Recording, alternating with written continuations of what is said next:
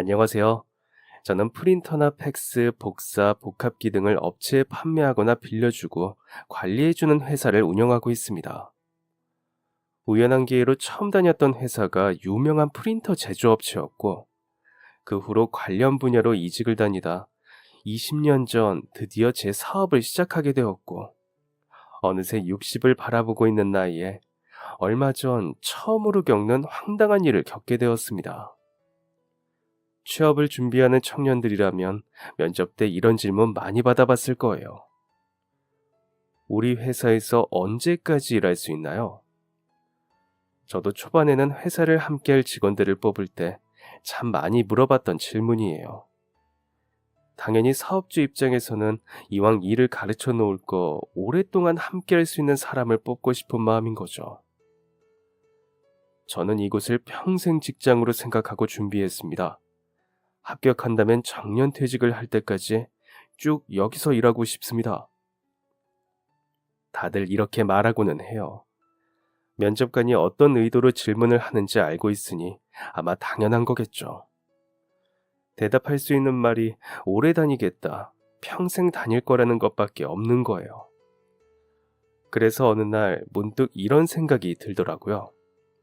나조차도 두어 번 이직한 경험이 있는데 이제 막 사회생활을 시작하는 친구들에게 앞으로 평생 한 직장만 다니도록 하는 게 과연 맞는 것일까 하는 생각이었죠. 그래서 그 후로는 그런 질문을 하지 않게 되었어요. 하지만 질문을 하지 않을 뿐, 마음속으로는 늘 내가 뽑은 직원이 우리랑 정말 오래 함께 했으면 좋겠다 하는 생각, 아니, 소망으로 면접을 보고는 했어요. 그리고 면접을 볼 때마다 이런 이야기도 참 많이 들어요. 저는 학교 다니면서도 한 번도 무단지각이나 결근을 한 적이 없습니다. 아르바이트를 할 때조차 그런 적이 없습니다.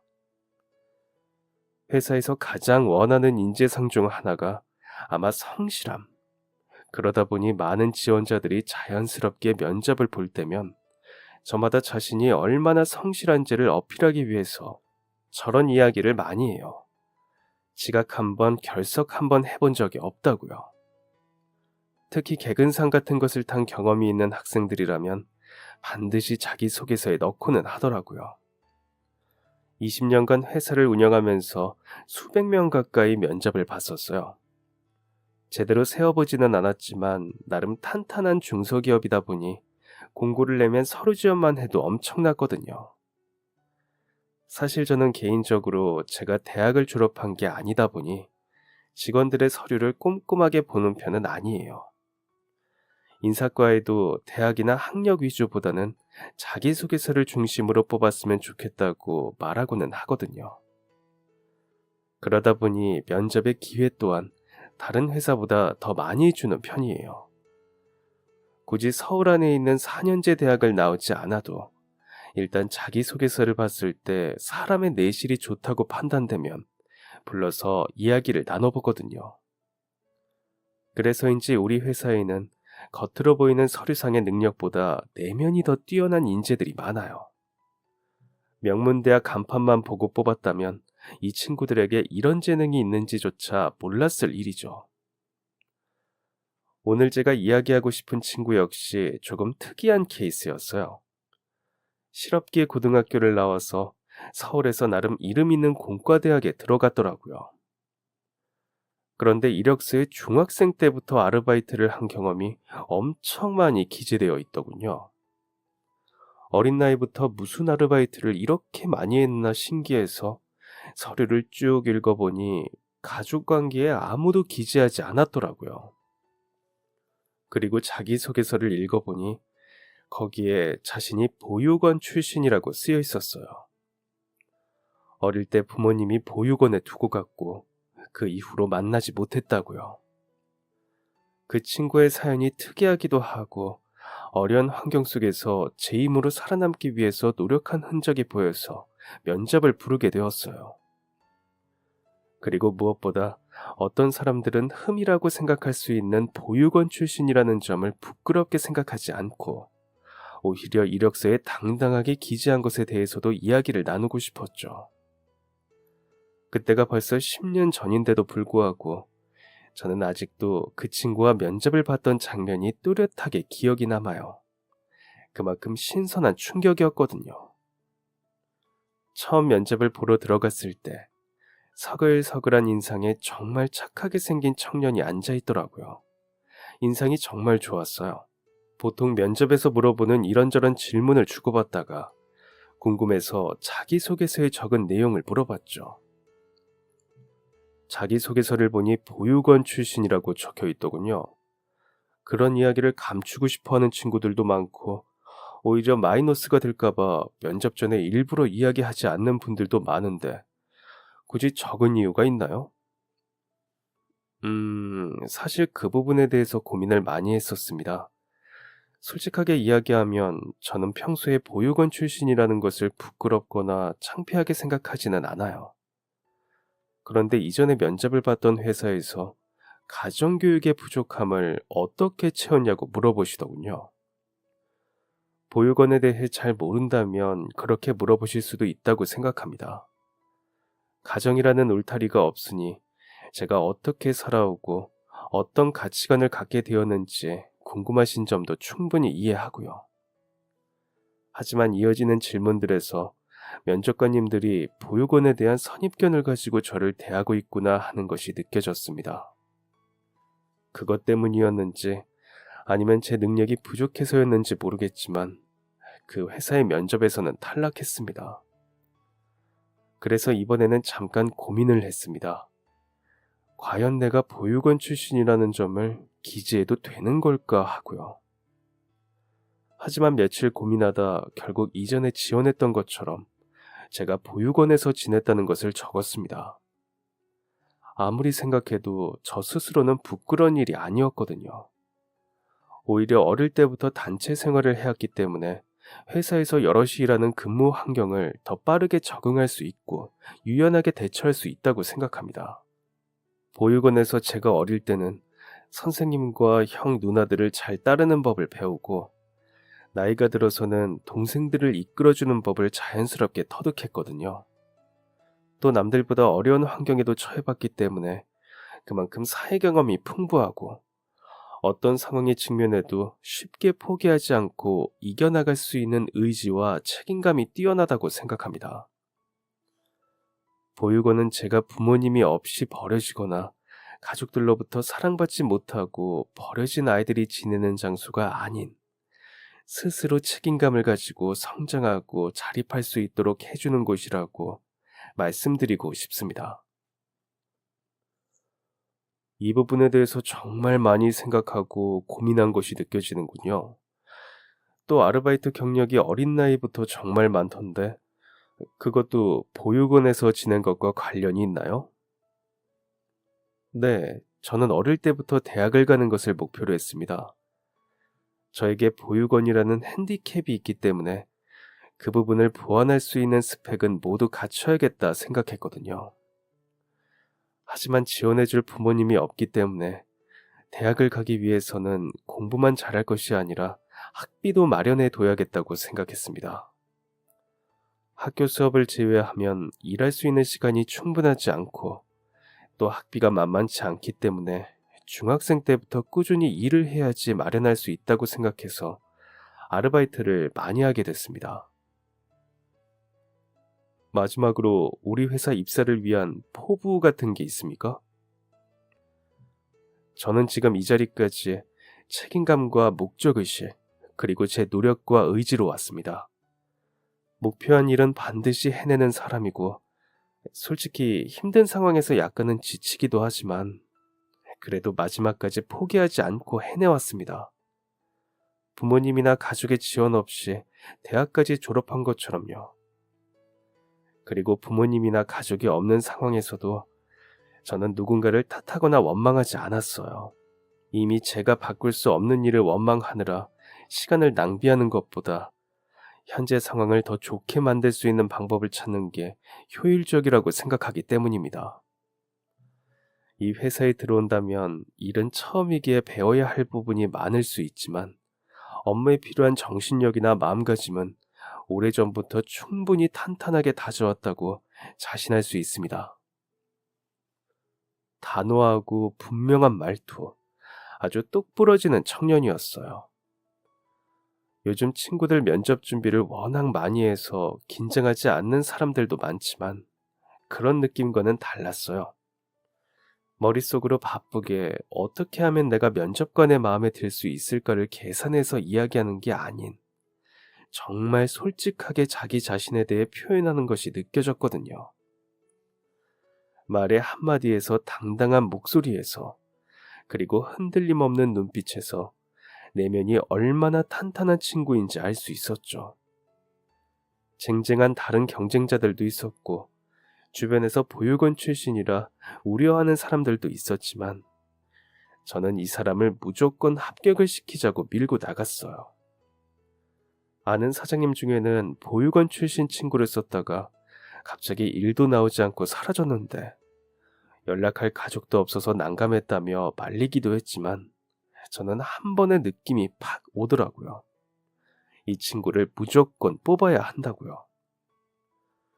그렇게 우리 회사에 입사하게 되었는데요.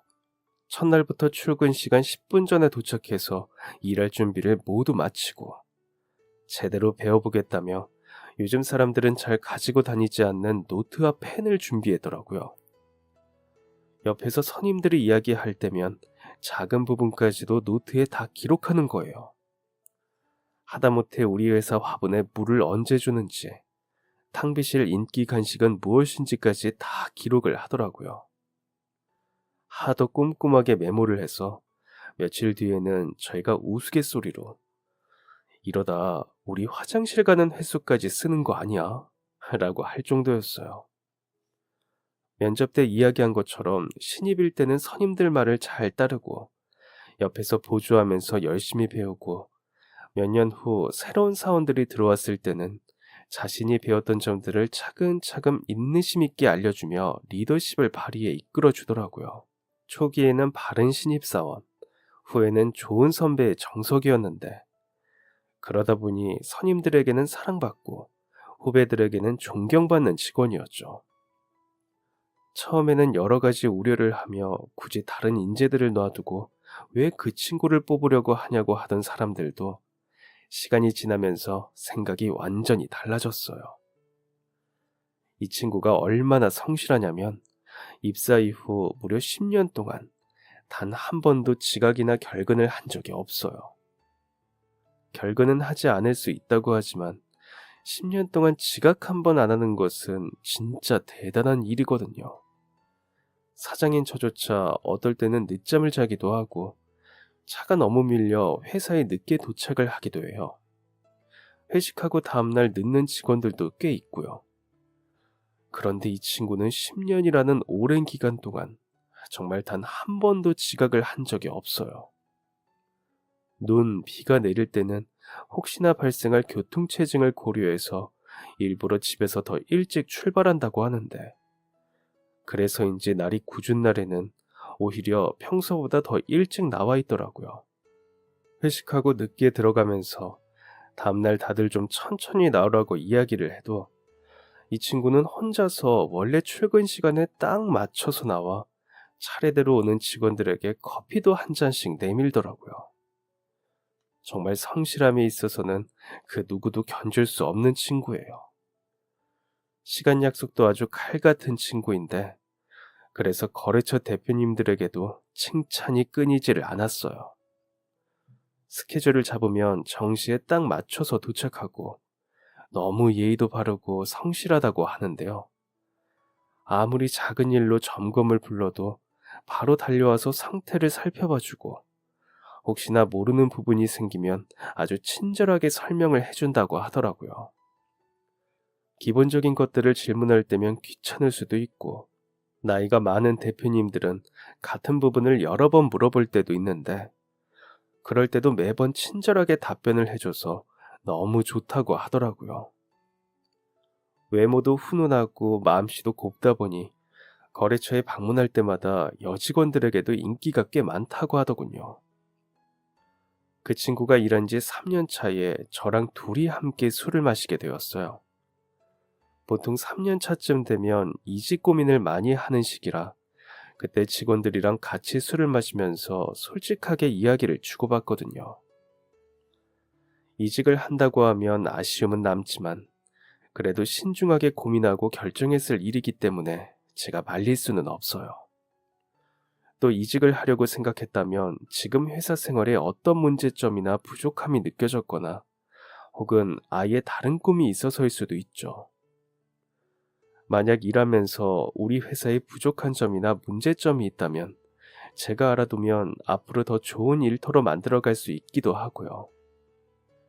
또 이렇게 이직할 계획이 있다면 저도 새로운 직원을 충원할 준비를 할 수 있기도 하거든요. 그래서 이 친구도 3년 차가 되었을 때 둘이 함께 술 마실 자리를 만들었어요. 혹시 이직할 생각이나 다른 목표가 있냐고 물어봤는데 단호하게 없다고 하더라고요. 저는 지금 회사가 아주 좋습니다. 처음 면접에서도 대표님이 저를 진솔하게 대한다는 느낌을 받았어요. 그래서 저도 더 솔직하게 답변할 수 있었고요. 그리고 지금까지 회사를 다니면서 제가 느낀 점은 대표님은 직원 한 사람 한 사람을 진심으로 다해서 대한다는 것이었습니다. 그러다 보니 일하고 계신 분들도 모두 좋은 분들이고 배울 점이 정말 많은 분들이에요. 회사가 처음 설립됐을 때부터 일하던 분들이 아직도 남아있다는 것은 얼마나 좋은 곳인지를 거창한 말 없이도 설명해 주는 것 같아요. 이곳에 와서 일뿐만 아니라 사람으로서도 아주 많은 것을 배웠고 처음으로 저를 있는 그대로 봐준 회사이기에 앞으로 할 수 있는 만큼 오랫동안 근무하고 싶습니다. 그렇게 말해주니 정말 고맙네. 그래도 젊은 친구니까 앞으로 다른 목표가 생길 수도 있고 더 나이 들기 전에는 할 수 없는 일들을 도전하게 되고 싶을 수 있거든. 그런 일이 생긴다면 언제든 터놓고 솔직하게 이야기해줬으면 좋겠네. 자네가 이직하거나 퇴사를 한다고 하면 서운하고 아쉬울 수는 있겠지만 그 꿈을 오히려 응원해주고 싶지 막지는 않을 거니까. 그런데 이건 좀 개인적인 질문이기는 하네만 혹시 보육원은 어떻게 들어간 것인지 기억하는가? 기억하지 못합니다. 왜냐하면 아주 어릴 때였거든요. 원장님께 들었는데 태어난 지 몇 달 안 된 갓난아기 때였다고 해요. 출생증명서나 이런 게 없어서 정확히 언제 태어났는지 생일도 알 수 없었고요. 그냥 성장 상태나 이런 걸 보고 대충 태어난 지 3개월이 안 되었겠구나 파악하고 제가 처음 보육원 앞에서 발견된 날이 생일이 되었어요. 어디서 어떻게 왔는지 알 길이 전혀 없었고 저희 부모님이나 가족을 유추할 만한 부분도 전혀 없었다고 해요. 다만 누가 지어준 것인지는 모르겠지만 제 이름만 종이에 적힌 채 같이 놓여 있었다고 하더라고요.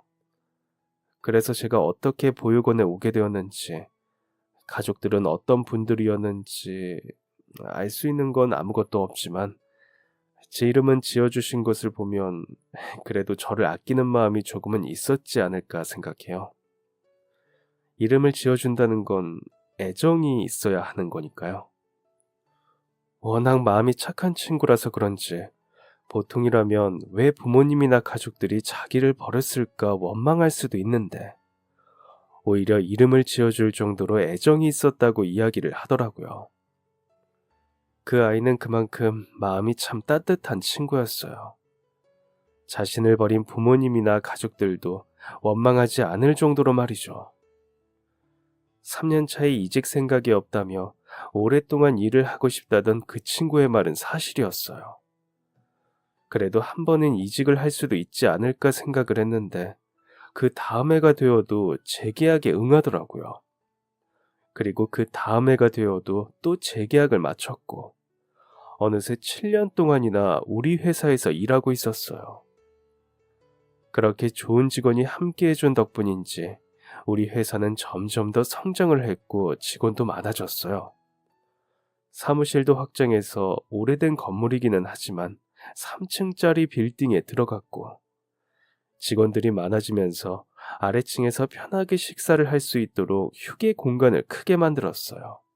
휴게 공간이 있기는 하지만 점심시간에 바깥 공기를 느끼고 싶어서 나가서 먹는 사람들도 있고, 그날 먹고 싶은 음식에 따라 모여서 배달을 시키는 직원들도 있었죠. 그 중에서도 저를 포함해 많은 친구들에게 인기를 얻은 것이 근처의 한 백반집이었어요. 가격도 저렴한데 반찬도 거의 매일 달라지고 양도 푸짐하고 무엇보다 맛이 엄청 좋았거든요. 직원들이 너무 좋아하는 곳이다 보니 거의 저희 점심을 책임지고 있다고 봐도 무방했어요. 하루도 빠짐없이 배달을 오셨으니까요. 그리고 겹경사라고 하잖아요. 우리 회사의 성장도 물론 좋았지만 이렇게 좋은 기운을 가져다 준 직원에게도 축하할 일이 생겼어요. 1년 정도 만난 여자친구와 결혼하게 됐다고 하더라고요. 저한테는 아침부터 따로 문을 두드려 청첩장을 주었고, 다른 직원들에게는 점심시간에 돌렸다고 들었어요. 워낙 주변에서 평판이 좋은 친구라 다들 꼭 참석해서 축하해주겠다고 인사를 했죠. 이 소식을 듣더니 거래처 대표님들도 자신들도 가고 싶다고 청첩장을 달라고 연락했다고 하네요. 따뜻한 봄날, 역시나 참한 인상의 여자친구와 행복한 결혼식을 올리고 기분이다 싶어 축의금으로 통 크게 100만 원을 투척했어요. 7년이라는 시간 동안 성실하게 일해준 직원에게 전혀 아깝지 않은 돈이었죠. 신혼집도 회사 옆으로 마련했다는데 예뻐하지 않을 수가 없죠. 그동안 얼마나 열심히 일해주었는지 결혼식장에는 우리 회사 식구들과 거래처 대표님, 직원들까지 발 디딜 틈 없이 붐볐어요. 결혼식장을 가득 메워준 하객들만 봐도 그동안 얼마나 많은 분께 사랑받았는지 알 수 있었죠. 그리고 그 결혼식장에는 그 친구가 어릴 때부터 지냈던 보육원 원장님과 선생님, 그리고 그 친구들도 왔더라고요. 오지랖일 수도 있지만 이 친구를 이렇게 잘 키워준 게 왠지 보육원 원장님 덕분도 큰 것 같아 괜히 제가 다 가슴이 뭉클했어요. 저도 모르게 달려가 손을 잡으면서 정말 감사하다고, 덕분에 너무 좋은 친구와 일할 수 있었다고 인사를 드렸죠. 그래서 잠깐 이야기를 나눠보니 그 친구가 회사에 입사한 이후에는 보육원에 꾸준히 기부도 하고 있다고 하더라고요. 그 이야기를 듣고 더더욱 참 대단한 청년이라는 생각이 들었습니다. 또 굉장히 의외의 분을 마주쳤어요. 우리 회사에 점심을 배달해주는 백반집 사장님이 오셨더라고요. 너무 잠깐 스쳐가서 인사도 못하고 둘러보니 금방 자리를 뜬 것 같은데 분명 그분이었어요.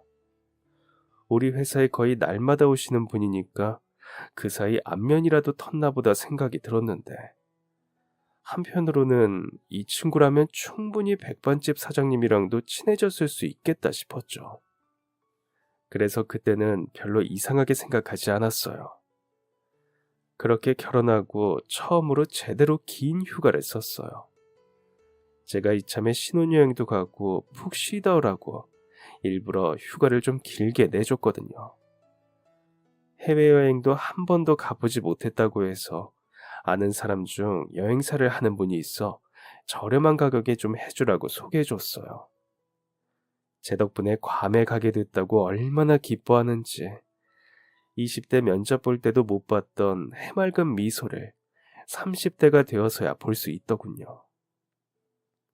결혼하고 1년이 지나서는 귀여운 딸내미도 태어났고, 부를 가족들이 없다며 돌잔치도 하지 않길래 그래도 선물은 받으라고 금반지도 하나 맞춰줬어요. 어느새 그 직원은 저에게 단순히 일과 관련된 관계가 아니라 가족이나 다름없는 친구였죠.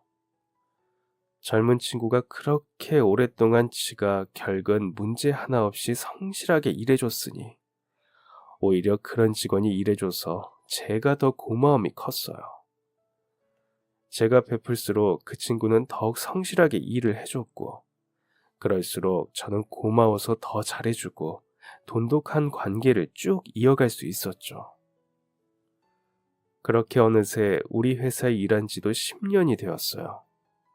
결혼하고 아이도 낳고 행복한 일들만 가득할 줄 알았는데 착하고 성실한 친구에게 안타까운 일이 일어났죠. 아이가 2살이 막 되었을 때 급성 림프 구성 백혈병을 진단받았거든요. 다행히 성인보다 치료 예후가 좋다고 해서 항암 치료 중인데 문제는 비용이 생각보다 만만치가 않았어요. 도움이 필요하면 언제든지 말하라고 했지만 그 착한 친구가 대놓고 돈 좀 빌려달라고 이야기할 리는 없었죠. 게다가 아내는 둘째를 임신하는 중이라 다가올 출산도 대비해야 하므로 돈 문제 때문에 더욱 골치가 아팠을 거예요. 제가 도와주고 싶지만 그것도 어느 정도 한계는 있을 수밖에 없었죠. 그러던 어느 날 10년간 결근 한 번, 지각 한 번 없던 친구가 갑자기 3일 동안 휴가를 내겠다고 하더라고요.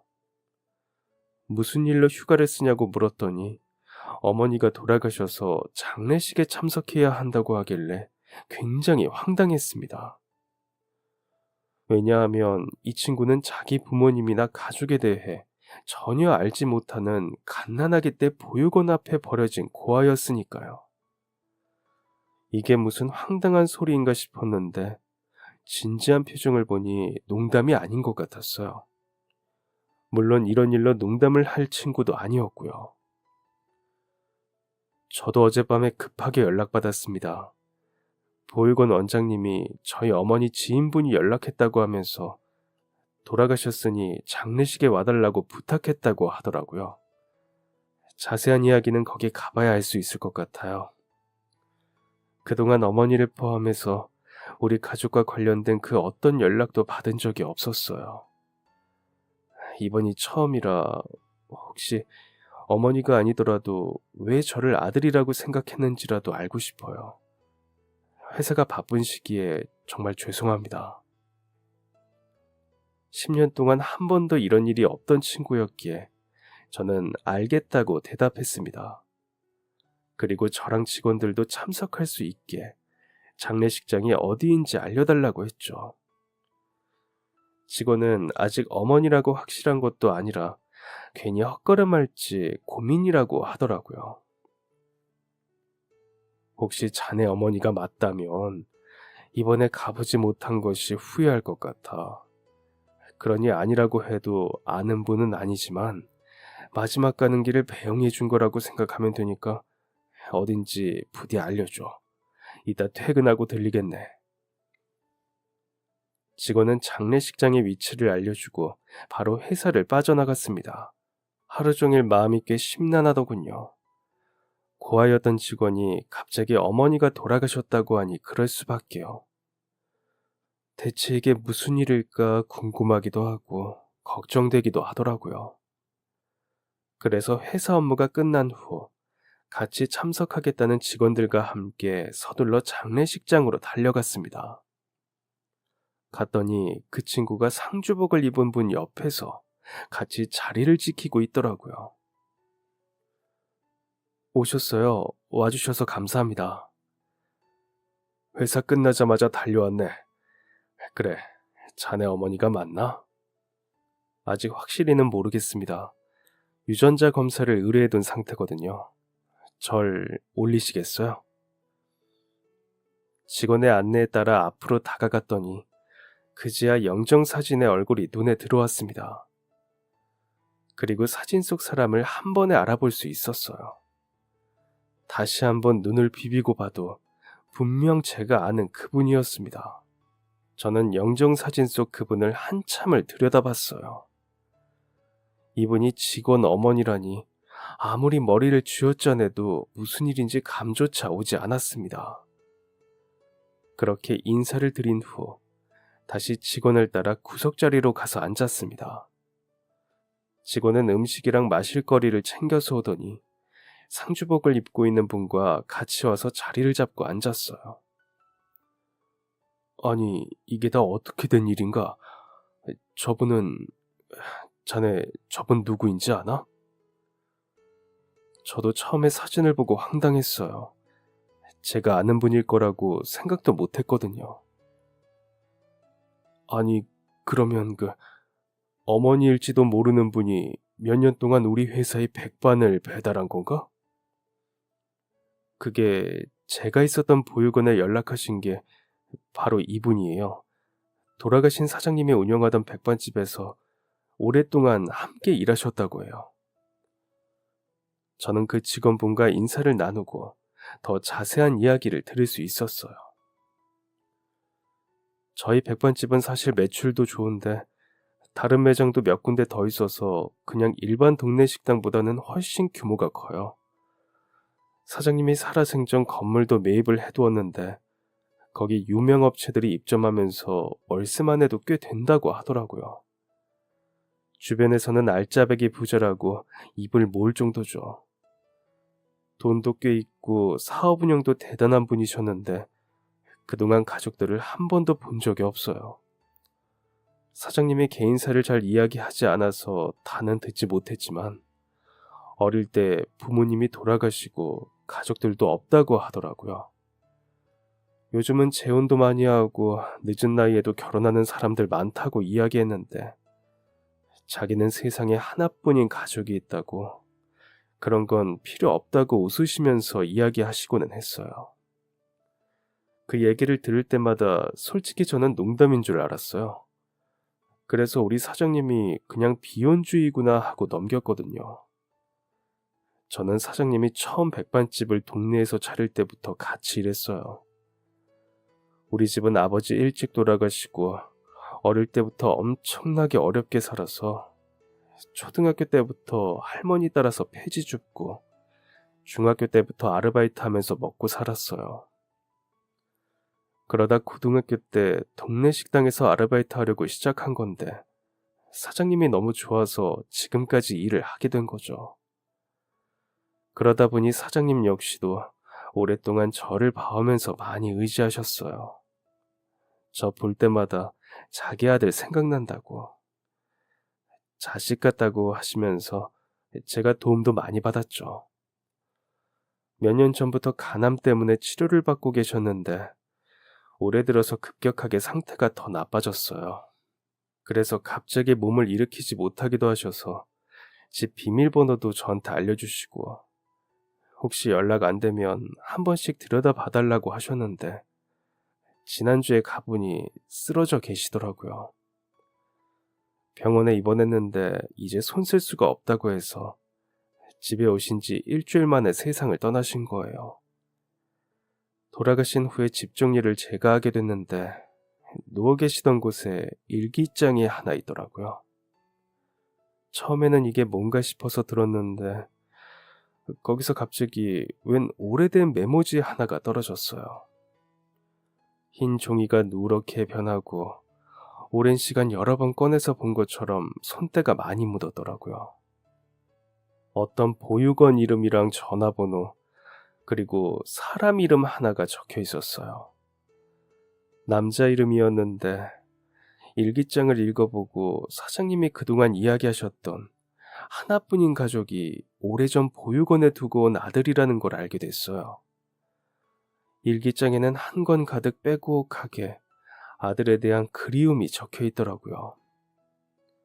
유품 정리하면서 그동안 쓰셨던 일기장이 몇 권이나 나왔는데 거기에는 항상 아들에 대한 그리움이 쓰여 있었어요.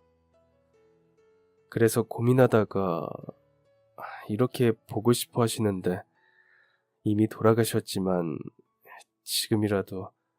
지금이라도 인연을 이어갈 수 있지 않을까 싶어서 메모에 적혀있던 보육원에 연락해서 이름을 이야기하면서 어머니가 돌아가셨다고 전달한 거예요. 원장님은 일단 알겠다고 자기가 의견을 한번 물어보겠다고 해주셨고요. 혹시 그럼 아들이 이 친구라는 걸 사장님이 알고 일부러 배달을 온 건가요? 그건 저도 잘 모르겠어요. 사장님이 살아계셨다면 물어볼 수 있었겠지만 이미 돌아가셨으니 여쭤볼 수가 없죠. 다만 일기장에 적힌 내용으로는 이분이 아들이지 않을까 생각해서 일부러 그 회사로 매일 배달을 가신 것 같아요. 원래 사장님은 가게에서 주방이랑 홀만 관리하시고 배달은 다른 직원들에게 맡기거든요. 그런데 정말 유일하게 그 회사에만 사장님이 직접 배달을 다니셨어요. 저희가 가겠다고 이야기해도 괜찮다고 자기가 가고 싶다고 하면서 일부러 다니신 거 보면 아마도 이분이 자기 아들이라고 생각했던 것 같아요. 일기에는 그냥 아들이랑 똑같은 이름을 가진 직원을 회사에서 봤다고만 쓰여 있었거든요. 그날 저희 배달 직원이 갑자기 빠지게 되어서 사장님이 직접 간다고 가셨었는데 거기서 이분이 청첩장을 나눠주고 있었나 봐요. 그걸 우연히 봤는데 아드님이랑 이름이 똑같아서 계속 지켜보셨나 보더라고요. 그러다가 또 우연히 이분이 펜을 떨어뜨렸는데 거기에 보육원 이름이 적혀 있었다던데 맞나요? 아, 맞아요. 부끄럽지만 제가 보육원 퇴소한 이후에 얼마 안 되는 금액이지만 기부하고 있거든요. 별로 큰 것도 아닌데 원장님이 고맙다며 매년 다이어리나 펜을 우편으로 보내주세요. 후원자님이라고 하면서요. 그거 보면 저도 괜히 더 뿌듯하고 더 열심히 일해야겠다 이런 생각도 들고 해서 회사에서도 쓰는데 아마 그걸 보셨던 것 같아요. 갑자기 자신이 엄마라고 나타날 수도 없고 많이 고민하신 것 같더라고요. 당장 달려가서 아는 척하고 싶은 마음도 컸지만 그동안 자식 버려두고 이렇게 잘 먹고 잘 사는 걸 보면 더 상처가 되지 않을까. 오히려 잘 살고 있는데 괜히 나서서 피해를 주지는 않을까 그런 고민이 참 많이 적혀 있었어요. 물론 저는 사장님 일기를 보면서 그동안 마음고생을 얼마나 하셨는지 알 수 있었지만 아드님은 그렇게 생각하지 않을 수도 있잖아요. 저렇게 돈도 잘 벌고 자기 식당도 차리고 있는데 왜 자식을 한 번도 찾지 않았지? 그렇게 생각할 수도 있고요. 그래서 몇 번이나 붙잡고 혹시 내 아들 맞냐고 확인해보고 싶었는데 그러지 못했다고 하더라고요. 염치가 없었다고. 부모 없이 자라게 해놓고 이제 와서 나 잘 살아있다고 말할 수가 없었다고요. 그리고 혹시나 괜히 이야기했다가 자기 아들이 아니라면 그것도 마음이 아플 것 같다고 하더라고요. 그래서 차마 나서지도 못하고 물러서지도 못하고 그냥 내 아들일 수도 있겠다라고 생각하면서 뒤에서 묵묵하게 지켜보신 것 같아요. 몰래 결혼식에도 다녀오셨다고 하던데. 아, 어쩐지 제가 결혼식에서 백반집 사장님을 봤거든요. 그때는 그냥 저희 식당에 자주 오시니까 친해졌나 하면서 넘겼는데 또 워낙 순식간에 사라져서 차마 아는 척할 틈도 없었어요. 사실은 자기 아들일지도 몰라서 찾아오셨던 거군요. 네, 그랬던 것 같아요. 그 후에도 매일 회사로 배달 가면서 그 잠깐을 보려고 눈이 오나 비가 오나 몸이 안 좋으신데도 직접 배달을 가셨더라고요. 항암 치료하면서도 점심시간 되면 자기가 배달 가셔야 한다고 고집을 부리면서까지 다니셨어요. 저희는 사연을 자세히 몰랐으니 왜 그렇게까지 꼭 배달을 가시려고 하나 잘 이해가 안 됐죠.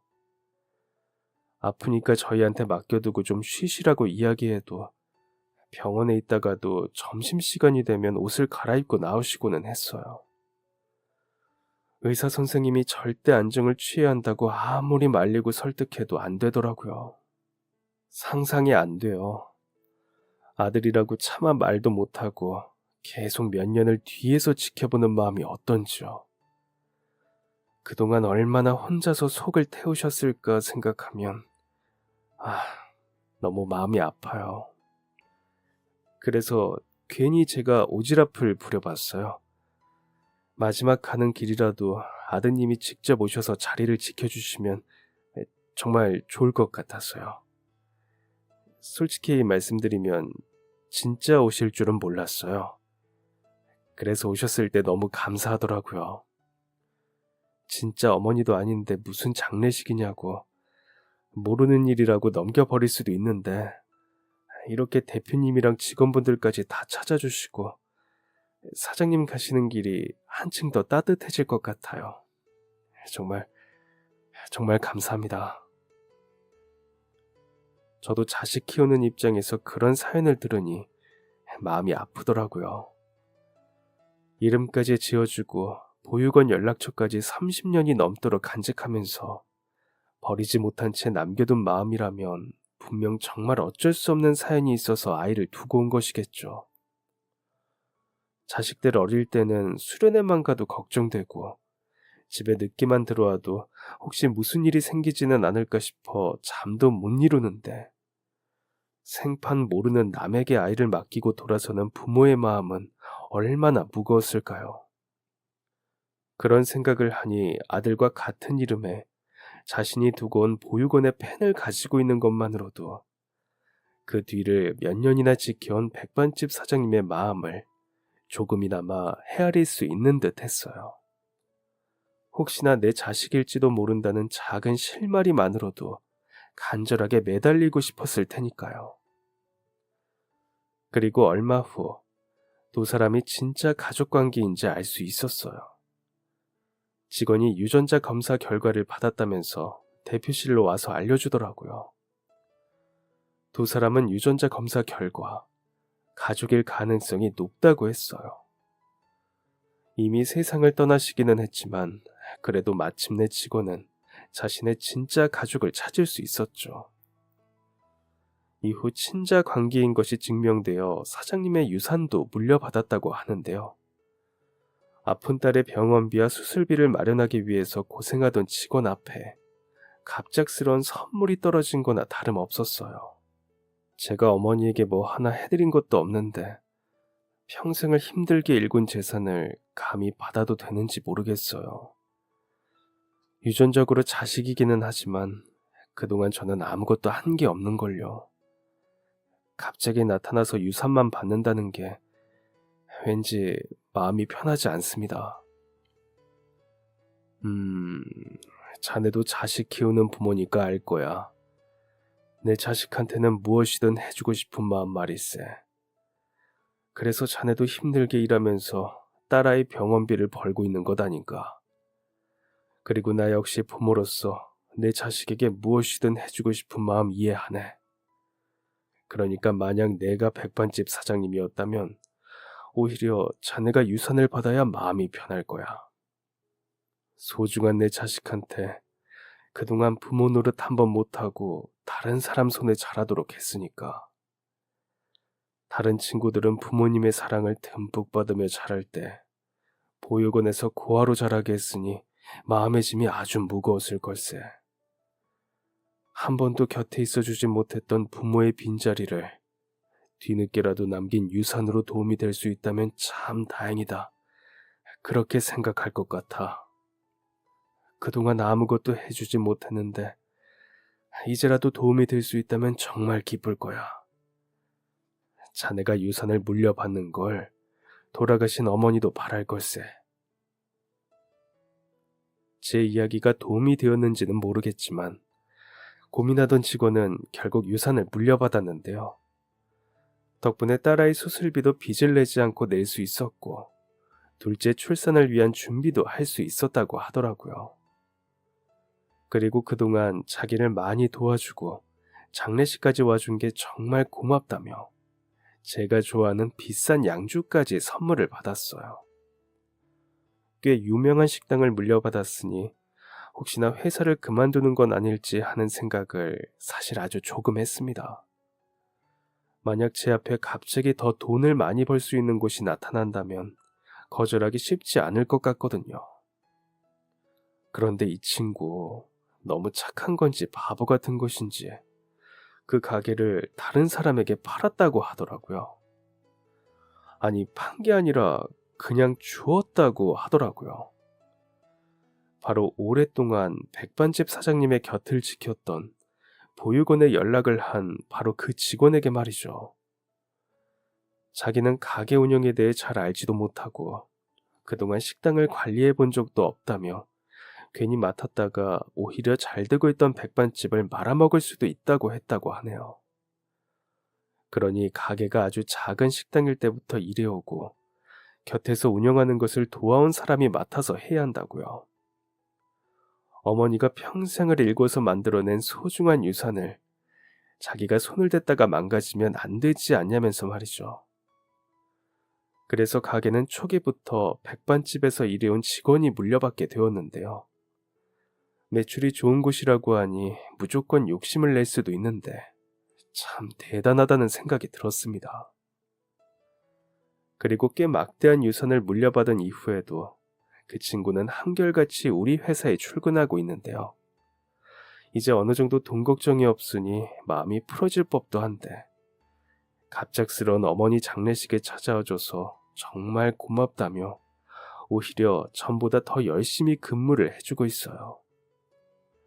그날 이후로 여전히 지각 한 번, 결근 한 번 없이 성실하게 출근을 해주고 있는데요. 이 친구의 이런 성실함은 어쩌면 자식을 보육원에 맡길 정도로 어려움이 있던 상황에서 지금의 막대한 유산을 물려줄 만큼 돈을 모은 어머니를 닮은 것은 아닐까 하는 생각이 들더라고요. 살아계셨을 때 두 사람이 알게 되었다면 더 좋았을 텐데 싶은 생각을 많이 하는데요. 한편으로는 너무 늦었을 때는 없다는 속담처럼 지금이라도 자신을 아끼고 사랑하고 그리워했던 어머니가 있었다는 것을 알게 되어서 다행이지 않나 싶은 생각도 들어요. 백반집 사장님은 이미 세상을 떠나셨지만 아마 하늘에서도 마침내 자기 아들을 찾게 되고 예쁜 손주들까지 생긴 것을 보면서 흐뭇하게 웃고 계시지는 않을까 생각을 해봅니다. 그럼 지금까지 사연 들어주셔서 감사합니다. 사연이 재미있으셨다면 구독과 좋아요 부탁드려요. 감사합니다. 안녕히 계세요.